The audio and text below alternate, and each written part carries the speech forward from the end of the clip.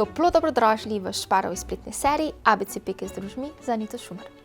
Danes bomo pripravili kruh samo iz ržene moke, ker ržena moka potrebuje pripravo z družmi. Sama živim na Koroškem, kjer se je peka z družmi ohranila predvsem zaradi koroškega rženega kruha, ki potrebuje pripravo z družmi.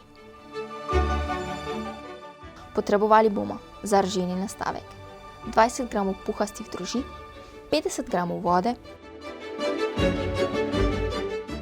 50 g ržene moke. Zmešamo in pokrito pustimo na sobni temperaturi, da se lepo podvoji, približno 6 do 8 ur.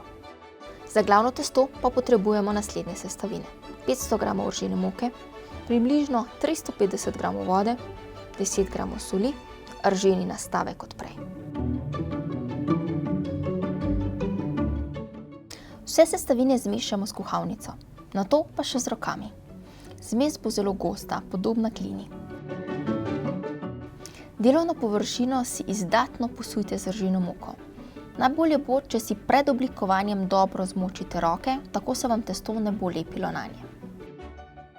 Z mokrimi rokami oblikujte kroglo in jo povaljate v rženi moki.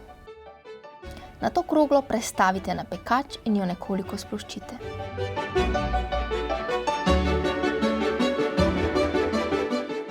Po vrhu jo še malce posujte z rženo moko.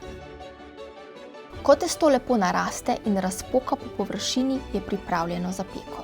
Rženega kruha ni treba zarezati, preden ga daste v pečico, saj ima veliko izpušnih ventilov. Pečico dobro ogrejte na najvišjo temperaturo.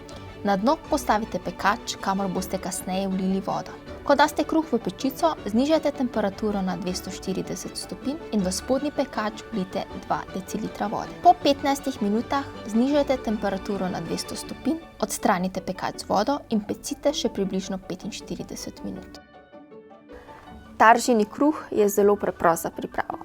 Ima pa eno majhno zanko, in sicer pred zaužitjem je dobro, da vsaj 12 ur odstoji. In sicer tako se bo razbil boljši okus in lažje in lepše se bo rezal.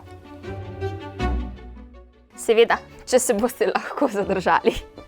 Jaz se ne morem. Pa lep drožast pozdrav in naj drži!